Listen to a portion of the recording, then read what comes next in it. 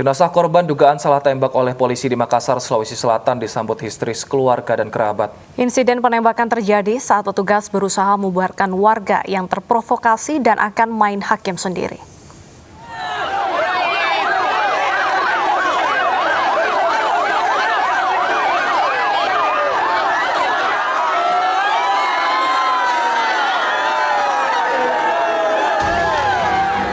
Kerabat dan keluarga Anjas, korban dugaan salah tembak oleh polisi, tak kuasa membendung kesedihan saat jenazah korban tiba di rumah duka. Tangis histeris pecah saat jenazah pria 23 tahun ini pulang tinggal nama.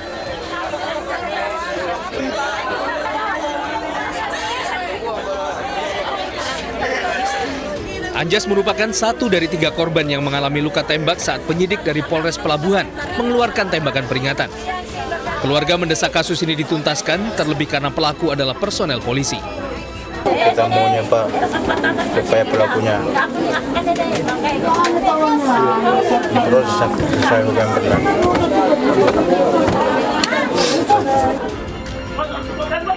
Sebelumnya salah satu penyidik, Bribka Uskan, dikeroyok dan terpaksa mengeluarkan tembakan peringatan ke udara guna melepaskan diri dari amukan massa.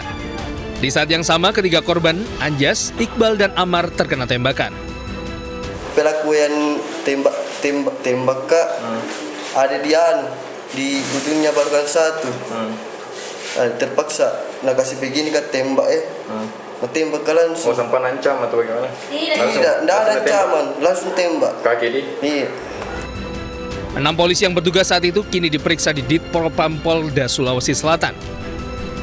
Dari Makassar, Sulawesi Selatan, Yul Yusfin, iNews melaporkan. Dan untuk mengetahui informasi selengkapnya, kita akan berbincang langsung dengan Kabid Humas Polda Sulsel, Kombes Pol Ibrahim Tompol. Selamat siang, Pak Ibrahim. Selamat siang, Desa. Baik, Pak Ibrahim, ini awalnya akan melakukan tembakan peringatan, tapi justru mencederai 3 orang. Ini bagaimana ceritanya bisa sampai kejadian seperti ini, Pak? Iya, jadi peristiwa ini bermula dari adanya kelompok masyarakat yang resisten terhadap langkah yang dilakukan oleh petugas saat melaksanakan penyelidikan. Di mana pada saat anggota tersebut melaksanakan penyelidikan, ditemukanlah kelompok masyarakat yang sedang minum-minum. Nah, pada saat itu dilakukanlah interaksi oleh oleh anggota kepada masyarakat tersebut.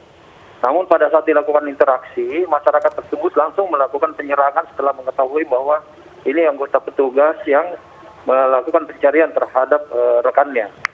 Nah, pada saat diserang ini, petugas tersebut akhirnya melarikan diri. Nah, pada saat melarikan diri sambil dikejar, dilempar batu dan kayu, diteriaki maling, sehingga banyak lagi kerumunan massa yang turun, sehingga anggota tersebut merasa kepepet. Nah, dengan kondisi tersebut, akhirnya anggota mengeluarkan tembakan dan memanggil rekan yang kebetulan saat itu melakukan penyelidikan.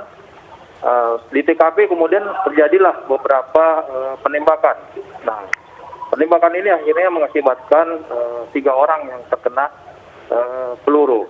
Nah, kita juga melihat kondisinya bahwa 2 stabil dan kemudian 1 meninggal. Baik. Kita menyampaikan. Baik, Pak Ibrahim. Berarti ini bukan tembakan peringatan ya? Jadi posisinya sebenarnya sudah ada tembakan peringatan yang diberikan sebelumnya. Namun tembakan peringatan ini tidak dihiraukan oleh massa. Sehingga anggota tersebut berupaya untuk mempertahankan diri. Nah, begitu sudah dikeluarkan tembakan peringatan, kemudian apakah memang polisi ini mengarahkan senjata kepada yang menyerangnya dan terluka 3, ini 3 orang ini dari 1 tembakan atau 3 tembakan yang berbeda?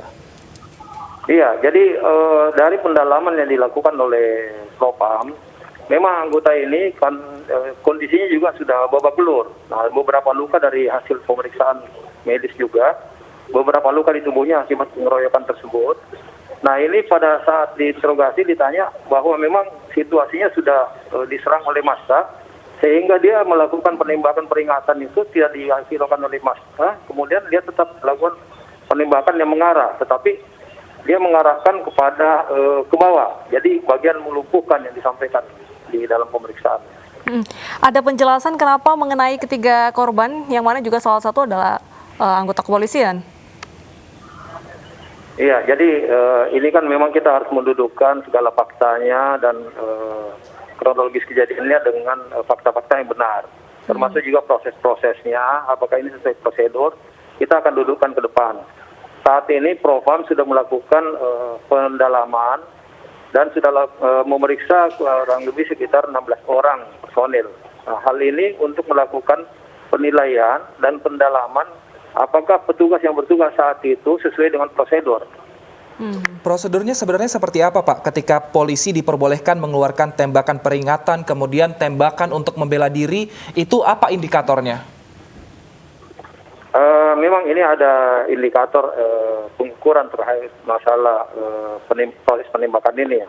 Tetapi pada kondisi ini, kami nanti akan menyampaikan setelah mungkin ada pemeriksaan Propam agar nanti tidak bias dan memang kita menyampaikannya sesuai dengan fakta dan hasil pendalaman yang benar. Baik, terima kasih Pak Ibrahim atas penjelasannya. Semoga kasus ini bisa segera menemukan titik temu dan juga kesimpulan. Terima kasih sudah bergabung di iNews Siang.